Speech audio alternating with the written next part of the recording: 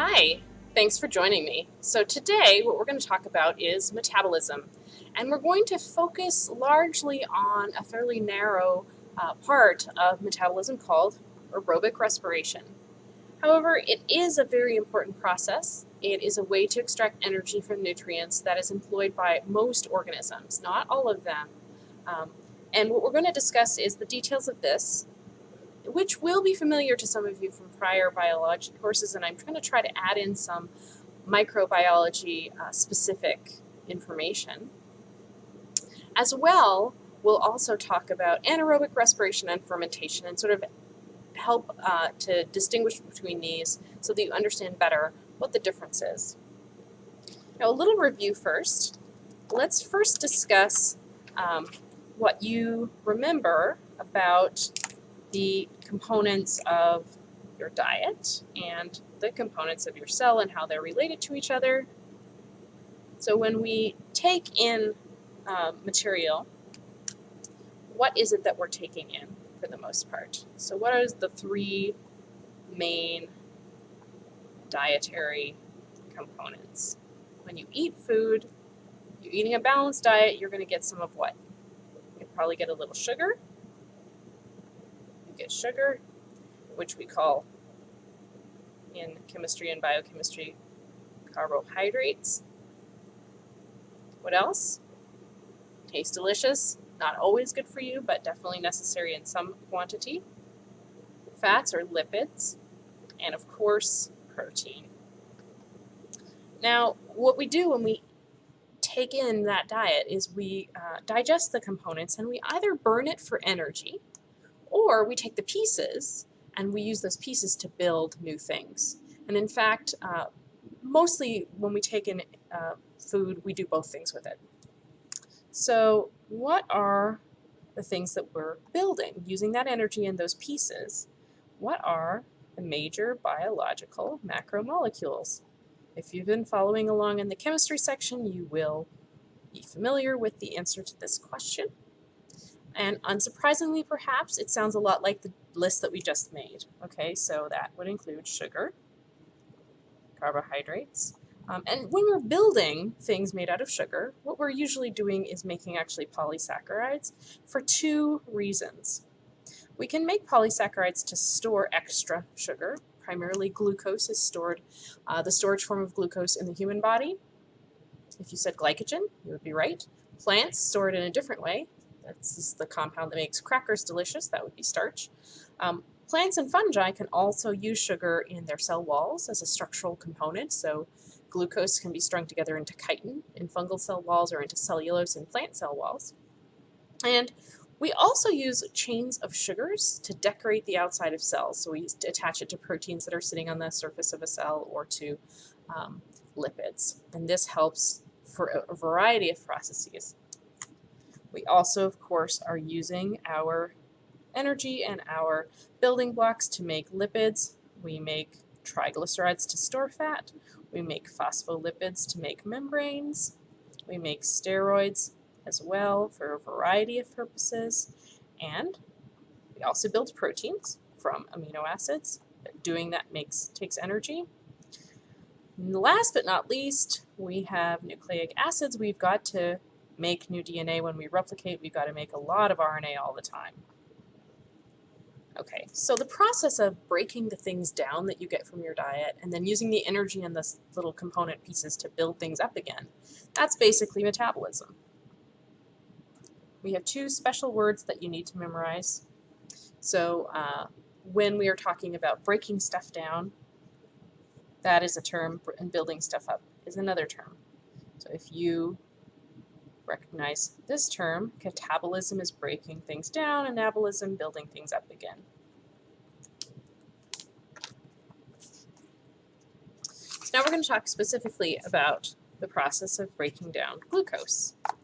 You can do this in a variety of ways. We're going to talk about aerobic respiration as well as anaerobic respiration and fermentation. So how do we distinguish between these different metabolic strategies? Well, one thing that we use to tell them apart is what is their end product. So we start with a 6-carbon sugar. And in aerobic respiration, we burn that sugar to the ground. Okay, we extract as much energy as we can, and how we are doing that is basically breaking the bonds between the carbons and taking out the high energy electrons. So eventually we burn it all the way down to carbon dioxide and water. Now, in anaerobic respiration, we do a very similar process. We're breaking those bonds, we're extracting energy, we make carbon dioxide. We don't make water because actually the production of water is the result of putting electrons onto oxygen. We don't have oxygen, so we're making something else. It might be hydrogen sulfide, it might be some kind of nitrogen-based chemical. It's going to be something inorganic with hydrogens on it. So for instance, you might make ammonia. And at this point, I just sort of want to emphasize that aerobic respiration is the most efficient way to get energy. You're going to get the most energy out of that process because you're parking your electrons on oxygen. So in comparison, when we go to do fermentation, these two processes look very similar, except that our electrons are going to a slightly different place. But in fermentation, we just break the glucose in half and make a 3-carbon molecule called pyruvate. So there is still a lot of energy left in this molecule. The other way to tell these different processes apart is what is the terminal electron acceptor? And you'll probably not be surprised to learn that in aerobic respiration, the last place that you park your electrons at the end of the series of reactions is on oxygen. And that's how you end up making water. In anaerobic respiration, you park it somewhere else, something that's inorganic, so low energy, not oxygen. Could be sulfur-based, nitrogen-based, something else that likes electrons. And in fermentation, those electrons go to an organic molecule. Now, this may sort of seem abstract to you, but the difference is that an organic molecule is something that has a carbon backbone, usually with hydrogens, and has a fair amount of energy in it. So if you're putting electrons on that, you're leaving a lot of energy behind. You're not extracting the most energy that you could. So this part should maybe come as no surprise, that the way to tell these apart also is by how much energy you actually get.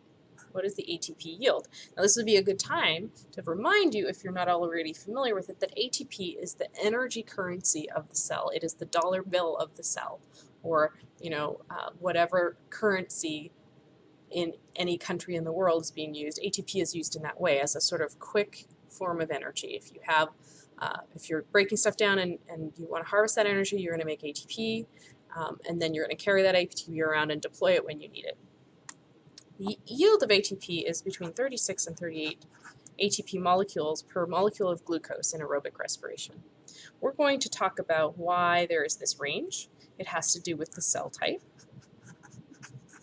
The yield from anaerobic respiration is less than that. The yield from fermentation is the least. Okay, it's only 2.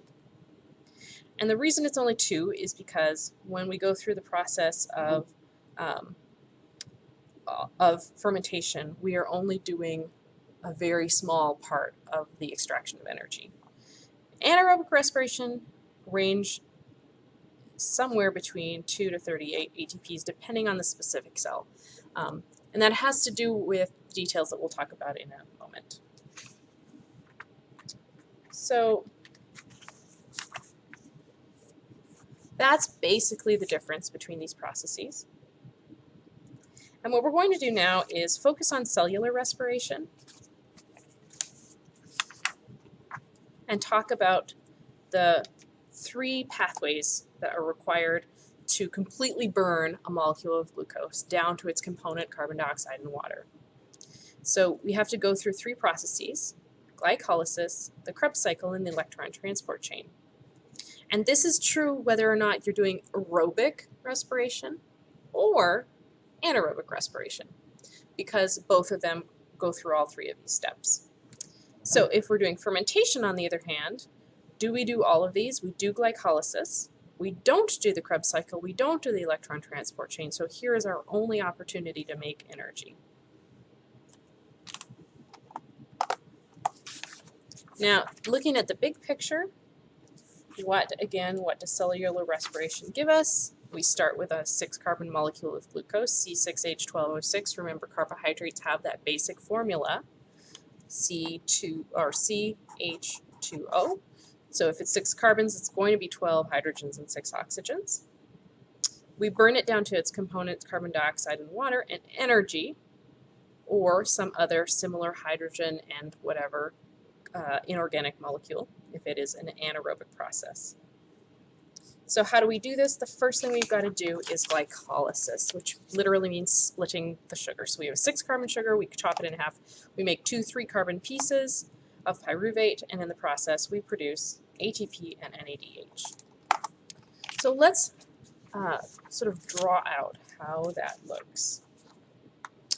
In the process of glycolysis, we start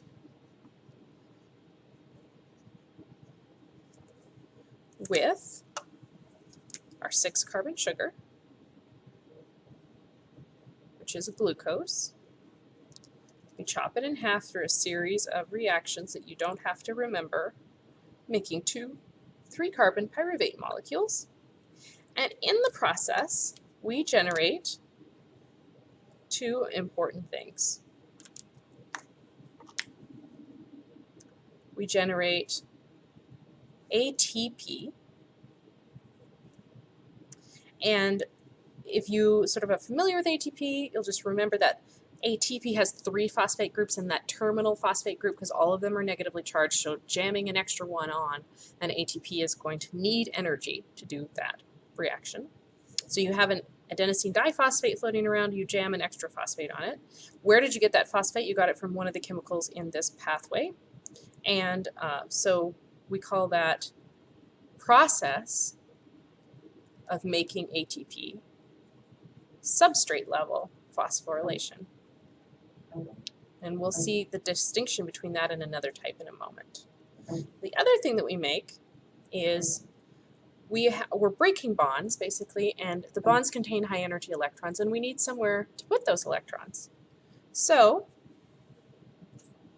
we're going to put them onto a molecule called NAD+, which is an electron acceptor. And when you do that, you make NADH, the reduced form. So this is the oxidized form, this is the reduced form because it has the electrons, and this is a higher energy molecule.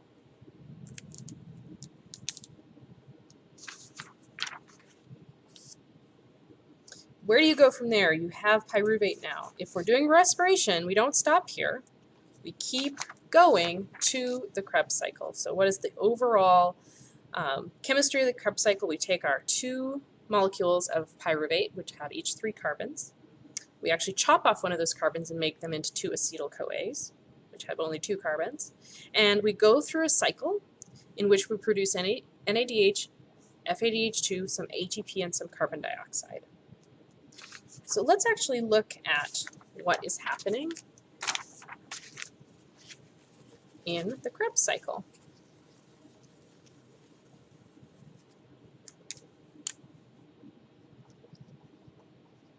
So remember, we're starting with some pyruvate.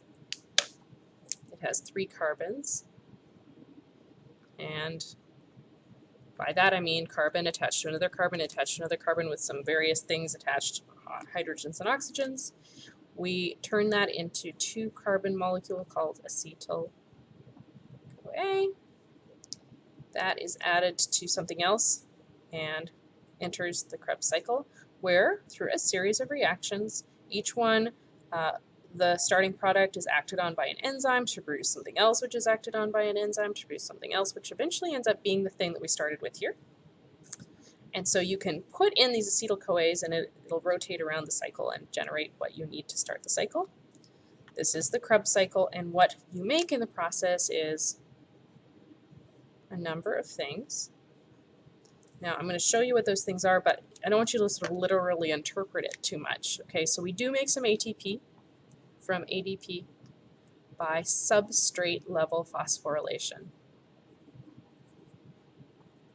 Okay, so that means that we actually take a phosphate off of something and stick it onto ATP, and we use energy to do that. I'm diagramming it here, but I'm not sort of trying to imply that it happens in the first step. You don't have to know where the steps are. You just kind of have to know it's a cycle and these things are generated in the process. The other thing that's happening is we go around the cycle, we chop off carbons, okay? And so we generate this waste, carbon dioxide. So the Krebs cycle is where the carbon dioxide comes from. When you exhale and there's carbon dioxide in your breath, that's where it's coming from. We also we broke some bonds, we stripped off those carbons, so we have these high energy electrons. They've got to go somewhere. We already know that our friend NAD+ is good at taking them. Turns out this other guy also is useful in the Krebs cycle. So we get NAD+ accepting electrons to make NADH, which is a higher energy molecule, FAD, forming FADH2, also accepting electrons. ATP is made, it's a high energy electron. We get this waste product, which is low energy. All right, so that is the Krebs cycle. Now, are we done? No. We did make some ATP in glycolysis. We did make some ATP here. Okay, but we really didn't make most of the ATP, as you'll see. Most of the ATP we're going to make in the electron transport chain. Okay, so this is where these NADHs that we generated in glycolysis and in the Krebs cycle and this FADH2 that we made in the Krebs cycle come in handy. They are carrying, they're high energy molecules, they're carrying those electrons. So we're going to take those electrons and drop them off somewhere where their energy can be used. The energy in the electrons is harvested by dropping them through, by passing them down an electron transport chain. And in the process, the energy of moving those electrons and harvesting their energy is used to pump hydrogen ions against a gradient. So what does that mean? A gradient is anything where you have, say, a barrier, okay, and on one side, the concentration of something is much different than on the other side. In this case, there's a membrane, and on one side, the hydrogen ion concentration is going to be high, on the other, it's going to be low, and we are making that gradient stronger by pumping hydrogens into the side that has lots of hydrogens already. Those hydrogens don't want to have more hydrogens around. They want to come back across the membrane, but they can't. So doing that takes energy. It also takes energy for them to cross the membrane because the membrane is something that hydrogen ions can't cross. Remember basic chemistry that the phospholipid bilayer has a hydrophobic core, and so those hydrogen ions, though small, are very highly charged and they can't actually cross without any assistance. So we've got electrons delivered from these guys. We've got hydrogen ions being pumped. We produce some ATP in water. What does that really look like? That's all kind of abstract. So let's actually look at the process of the electron transport chain. And again, so that was the Krebs cycle. We generated all of this juicy NADH and FADH2. So what are we going to do? We are going to abbreviate the name of this electron transport chain. I've already told you that it's taking place in a membrane. So here's our membrane. And it may not be immediately obvious to you why it is that this needs to happen in a membrane. Why can't it just happen in the cytoplasm and in a fluid? The electron transport chain is a chain where there's a series of protein complexes. I'm just going to sort of cartoon-like diagram them here. And they have to be really close together and organized, and that's because they're passing electrons between them, and we don't want the electrons to escape. We can't be like loosey-goosey with them. Next to that, it's also important that we have our ATP synthase. This is a machine that's going to make ATP. So what happens, we have our NADH, FADH2 that we generated from the earlier steps in metabolism. They're going to come and drop their electrons off at the electron transport chain. So this first guy is going to take those high energy electrons and he's going to hot potato pass them to the next guy and to the next guy. And eventually, at each transfer, a little bit of energy is harvested so that by the time they come off, they're really tired, low energy electrons. So we've got to put them on something that really, really likes electrons. Can't just put it onto any old thing, and it turns out oxygen loves electrons probably the most of almost any compound. It's not the most electron loving, but it's pretty close. And so we have oxygen taking in those electrons. When it does so, it also accepts, because now it's got a negative charge, so that any protons that are lying around are going to be picked up and you make water. Okay, now what is the point of passing these electrons down the chain? Well, as each one of these electron acceptors takes the electrons and passes it to its friend, the difference in energy is used to pump hydrogen ions across this gradient. And we just pump lots of hydrogen ions, so they fill up on this side.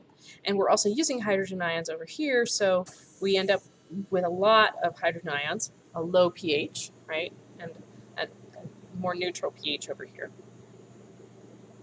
Now, if we're doing this anaerobically, then we don't have oxygen.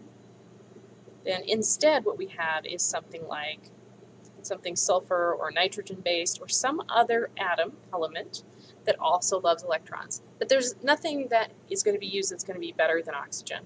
So if you use something that's not oxygen, something that doesn't love electrons as much, then those electrons can't be quite as tired. You can't extract every last bit of juice out of them, or the molecule won't accept them. So you have to stop this sooner, which means that you're not going to pump as many hydrogen ions, which means that when we make ATP, we're going to get less. So how does that work? All these hydrogen ions over here, they can't come back across the membrane, but they are allowed to cross through this special channel in the ATP synthase. And this is analogous to a turbine in a dam. If you are a dam, or if you know anything about how dams work, then working against gravity, you push this water up into the dam, right? And then you allow some of it to come back through a turbine. And as the water comes back through a turbine, it turns the turbine, that's used to make electrical energy. Similarly, as hydrogen ions come back through this ATP synthase, it actually spins the ATP synthase and it generates, that motion is used to generate energy so that you can take ADP plus some inorganic phosphate and make ATP out of it. And again, if you're not using oxygen to collect these electrons, you have to stop this process sooner. You don't get as many hydrogens, you don't get as much ATP. So there's our process. And what I'm going to do now is compare all of this to what is happening in fermentation. Now, in order to do that, we need to make we need the bigger picture.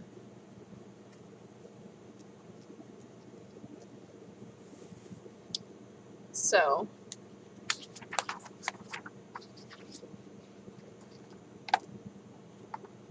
let's talk about fermentation a little bit.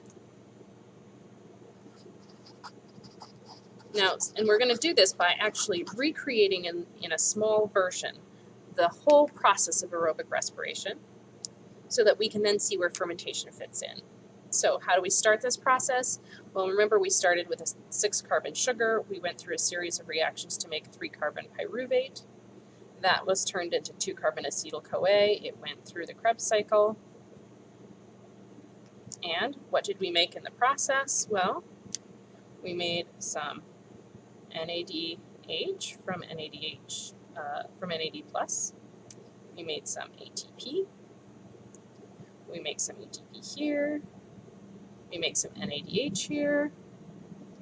We make some FADH2. And we make some carbon dioxide. All of these NADHs and FADH2s drop their electrons at the electron transport chain.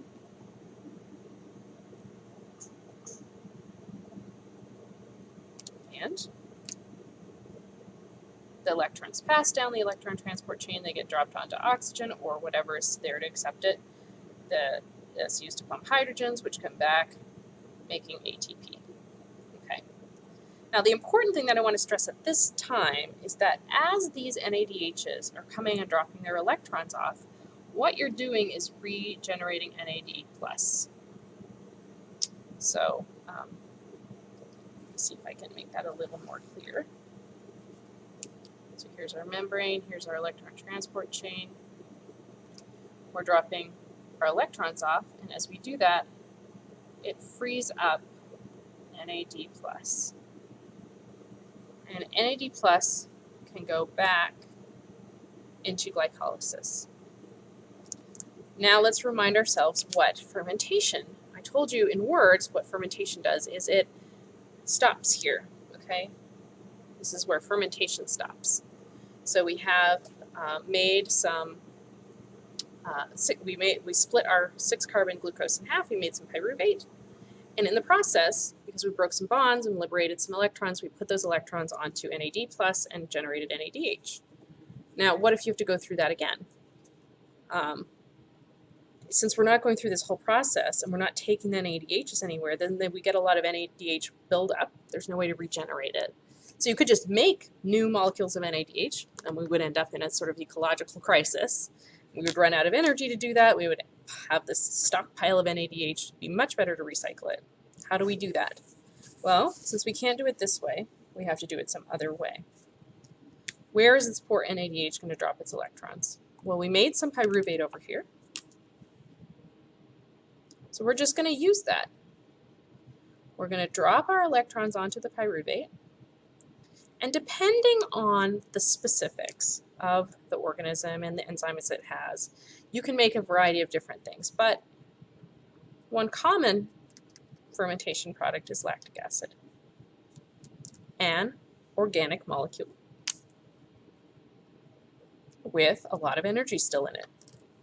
So we are getting a couple of ATPs out, and then we're taking our NADH, and we're regenerating NAD+, and that NAD+ can go back into glycolysis.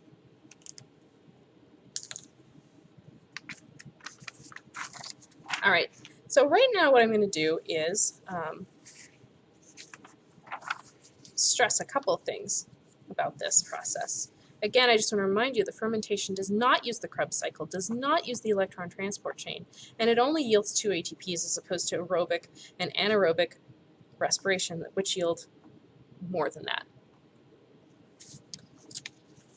Let's now just talk a little bit in more detail about these differences and count up the ATPs, because it might be bothering you where they are. Where they are coming from in these different processes. So let's look at that. How do we count these ATPs? We're going to do it reaction by reaction. Okay, so how do we look at them in each of these processes? We're going to look at them in glycolysis, the Krebs cycle, and electron transport chain.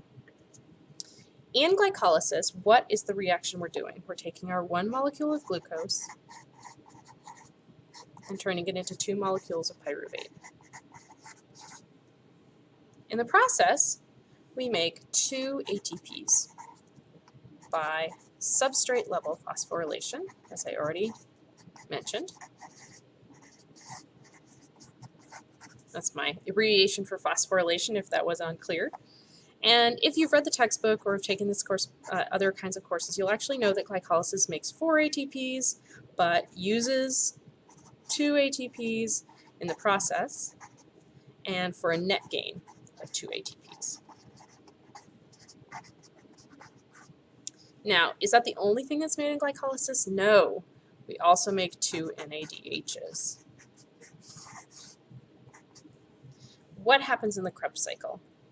Each time we turn the Krebs cycle, we're taking 2, we have these 1 pyruvate molecule turns into acetyl-CoA, and we turn the crank on the Krebs cycle twice. So each time we go through the Krebs cycle with 1 molecule of pyruvate, we have an ATP that's generated. It's generated by substrate level phosphorylation. We had 4 NADHs, 1 FADH2, 3 carbon dioxides. But since we're doing this twice, our net gain is, so here's our net gain of ATPs, our net gain of 2 NADHs. Krebs cycle, we get 2 ATPs, 8 NADHs, and 2 FADH2s. Okay, so and then we go to the electron transport chain. Now, as the NADHs drop off their electrons, they help the electron acceptors to drive hydrogen ion transport, which is then going to be used to make ATP. So that amount of energy provided by each NADH is enough to drive enough hydrogen ion transport to make 3 ATPs. Now, how many NADHs do we have? We have 10, so that's a total of 30 ATPs. FADH2 is actually slightly less good at taking electrons and dropping them off, so the FADH2s drop their electrons slightly later in the chain, so there isn't as much hydrogen ion transport, so you only get enough to generate 2 ATPs.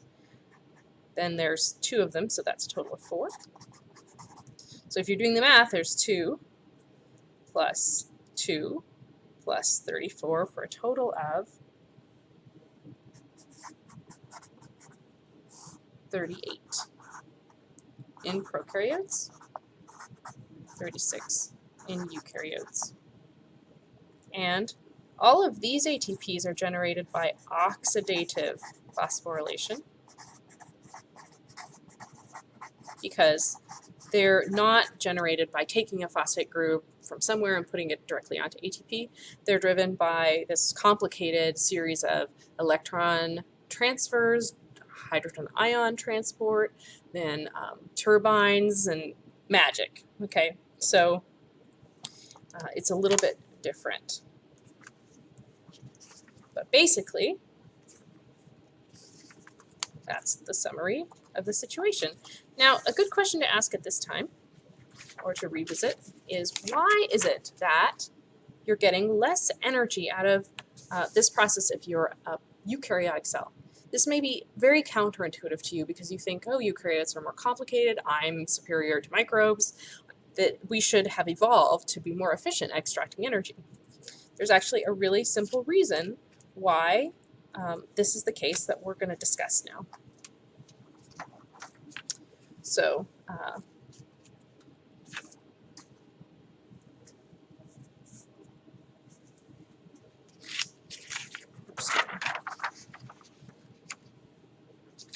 if you're a eukaryote,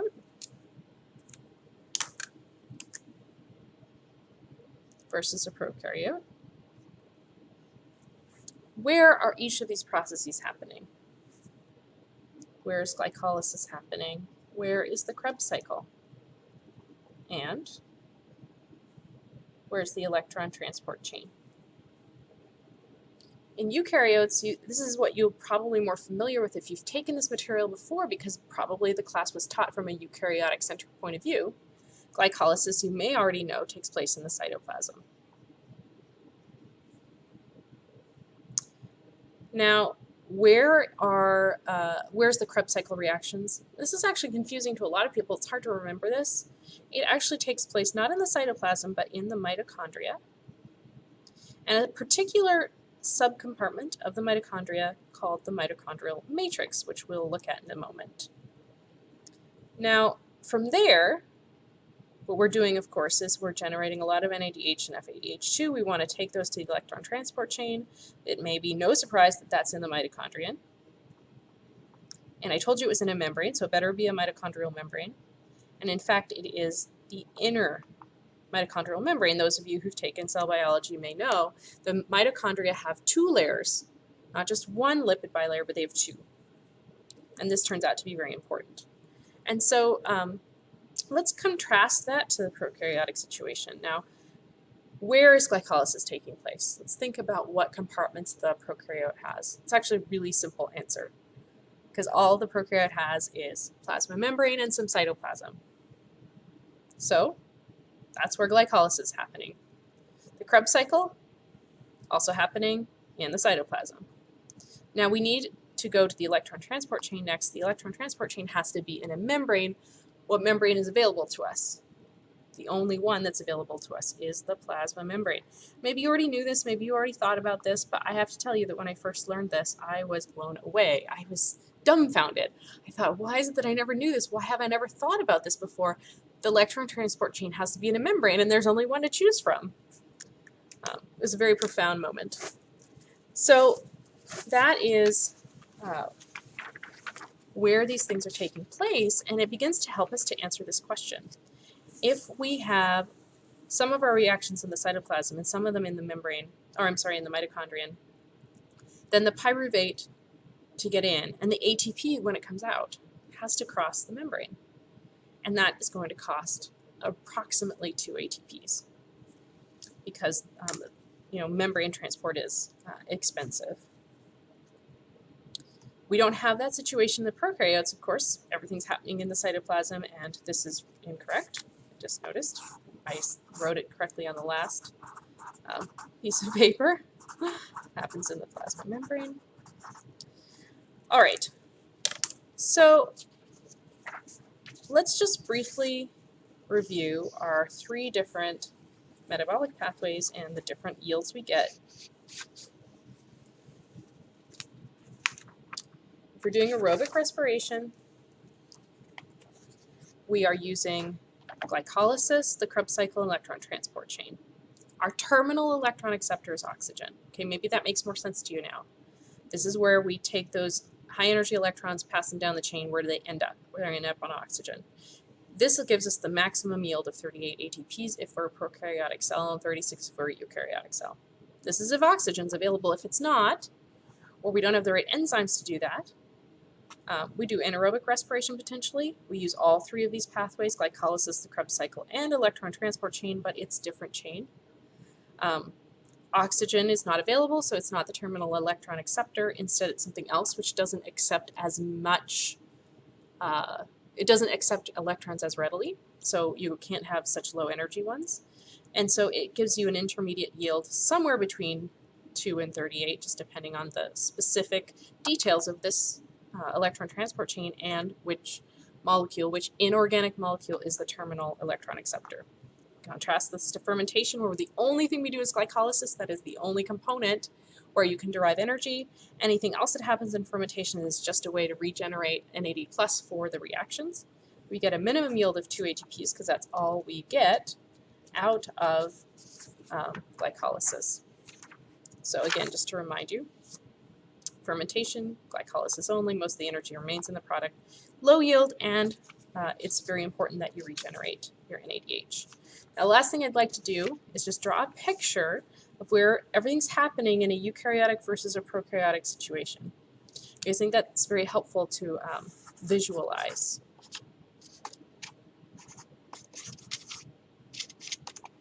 Okay, so I'm going to draw, these cells are not going to be to scale, because remember, eukaryotes and prokaryotes can vary between 10 and 100 times in size.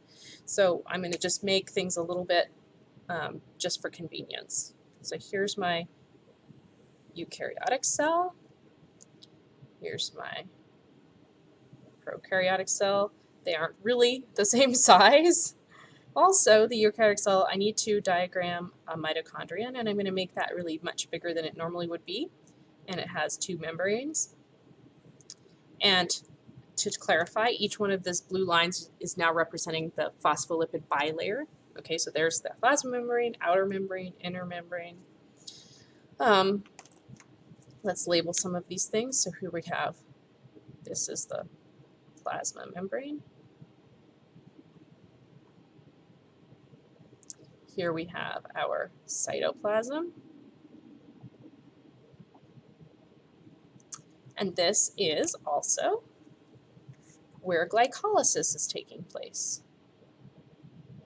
It's happening in the cytoplasm. So what does that mean? That means that we are generating, from our 6-carbon glucose, we're generating our pyruvate in the cytoplasm. Okay? Now, where's our Krebs cycle happening in a eukaryotic cell? The Krebs cycle is actually in here. So where is it specifically? Now let's label some things here. This is the outer mitochondrial membrane. This is the inner mitochondrial membrane. This is the intermembrane space. That will be very useful in a second. So we've got the Krebs cycle taking place in here. We've got to get this guy into the mitochondrial matrix, which is this most interior fluid-filled part of the mitochondrion.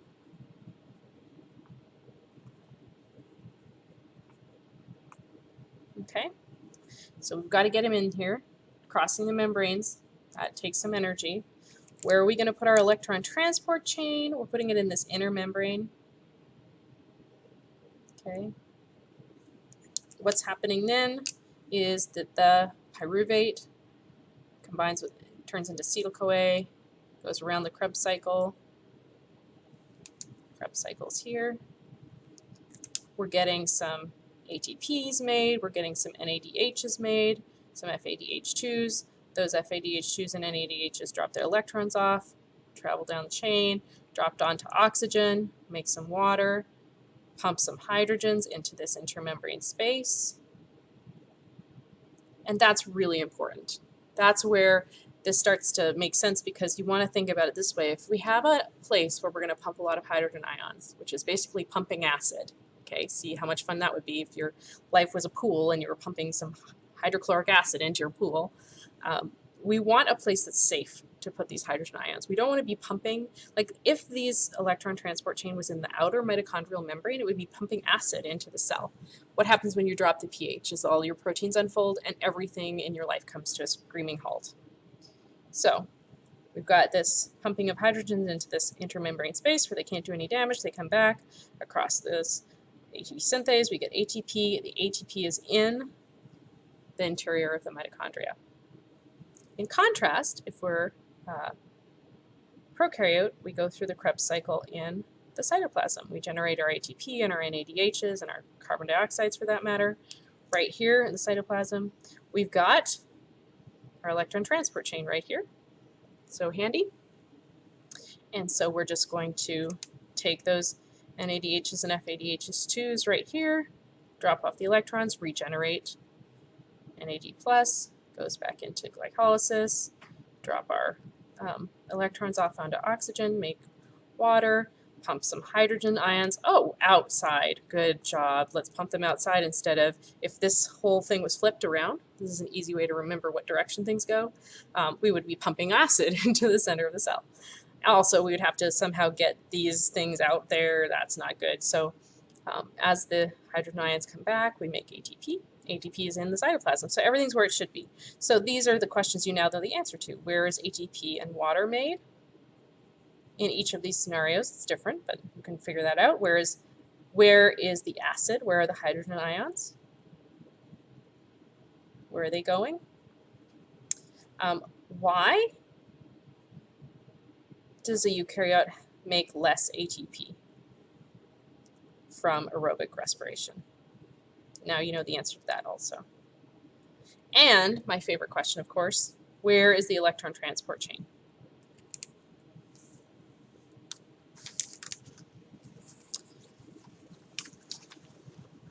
So that's the situation. I want to thank you so much for joining us today, and I hope that that has helped to clarify the big picture of metabolism. Now I want you to go back and reread the textbook with this kind of big picture view in mind and add in some of the details. You don't have to add in a lot of details about the specific enzymes and the metabolites and stuff like that, but do understand more of the details. Also, you want to think about how you're digesting and things like lipids and proteins, where are those fitting into this big picture, because that's important also. And finally, how do we then build things back up?